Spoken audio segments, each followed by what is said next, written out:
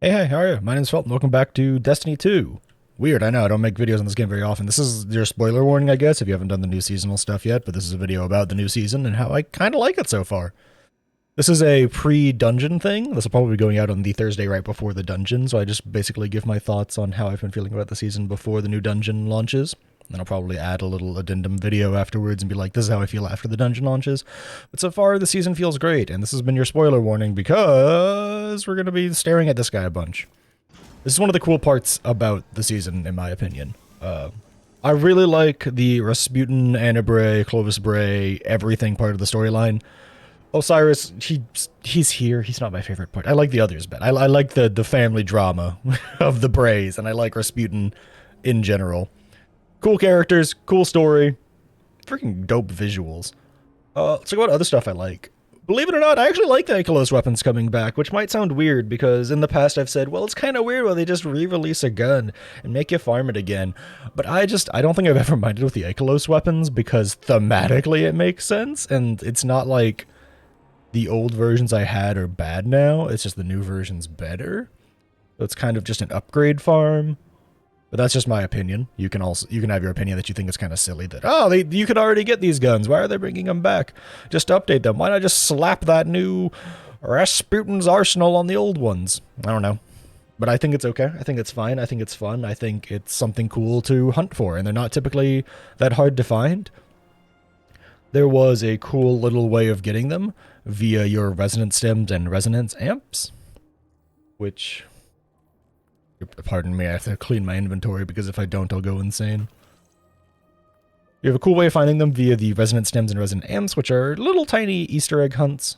As you can see, I went and already got all of mine. The weapons themselves were on a knockout system, so they were very easy to get one copy of each, which means that if you unlock the upgrade to be able to focus them, you can focus them immediately, which I think is pretty sick. Speaking of things that are sick, the other seasonal weapons, I think these are all very, very cool. I think bringing back stuff like a 4-round burst pulse rifle on the kinetic slot that isn't stuck behind Garden of Salvation is awesome. I think another aggressive frame 3-round burst linear fusion is super cool. A bow's a bow. I don't super mind there being new bows. I'm going to assume this thing gets volt shot or something cool like that because it's an arc bow. If it does, that's incredible and super fun. I don't mind more trace rifles. I think trace rifles are cool, undervalued, and generally can be very fun to use. They also introduced a new archetype of glaive with the season, which I think is super neat. I haven't had a chance to toy around with it too much yet, but so far it seems pretty fun. But it is still a glaive, so glaives. And then I accidentally right-clicked, I apologize. And then just another cool rapid-fire frame, but it's a Suros rapid-fire frame. Something interesting about all these weapons is they have the ambush trait. All of these weapons have that ambush trait, but depending on their manufacturer, you can swap it for the other one, so you can get Suros synergy on that. You can get Hockey Breach armaments on that. You can get Omelon fluid dynamics on that, which is cool to me because that means that if you like ambush, which is, in case you don't know, improving range handling and damage against combatants during the opening moments of engagement, basically buffing your damage at the very beginning of a fight as well as everything about your gun, which is pretty cool.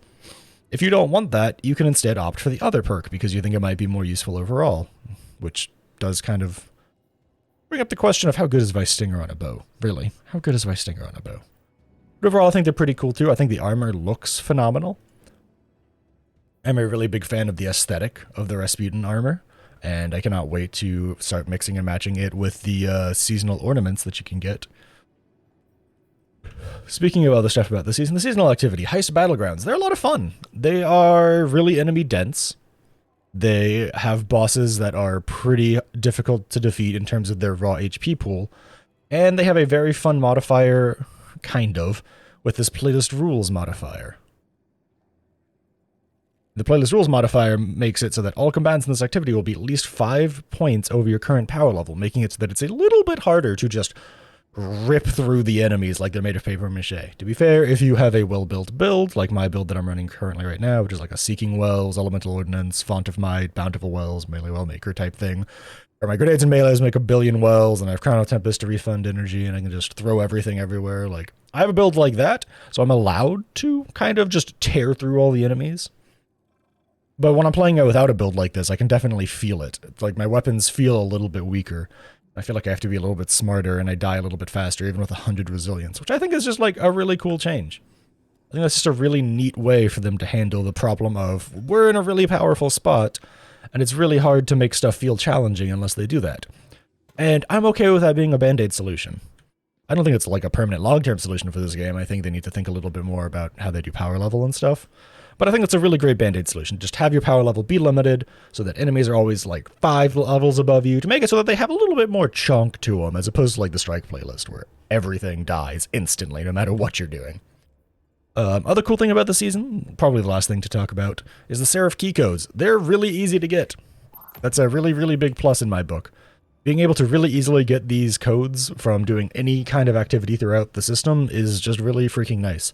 They've had problems in previous seasons where whatever activity you're doing, the items you need to open the chest at the end or to get the better rewards at the end or yada yada yada, was a pain in the butt to get.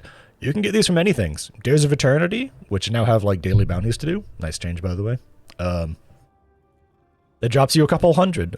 Doing strikes drops you nearly 300. Doing a nightfall drops you like 400 to 500. PvP drops you like 200 to 300 as well. And you even get like a, 20 isn't very much, but you do get like 20 back from doing the playlist activity in the first place, which is cool.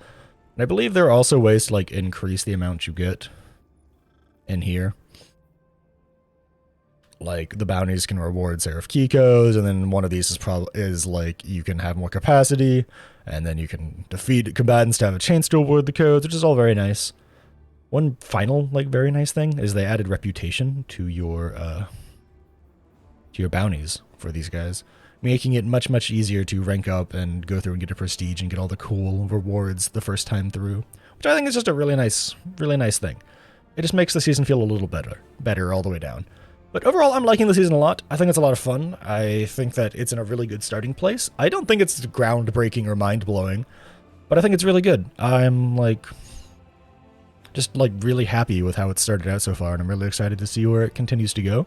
I hope it stays being this fun as time goes on. I hope it doesn't like fall off, and I really hope the dungeon's going to be super fun. I can't imagine it won't be. I don't think they've ever missed on a dungeon before, but who knows? For now, thanks for watching. If you like this content, like and subscribe. If you want to see more content like this, subscribe. I'm repeating myself a lot because I've been playing way too many video games and I'm kind of frazzled because I've been trying to keep up with the new season already and be like, alright, how do I get all the new stuff? That's the life of a content creator. Either way, thanks for watching. You're cool and I appreciate you for being here, and I hope to catch you in the next one.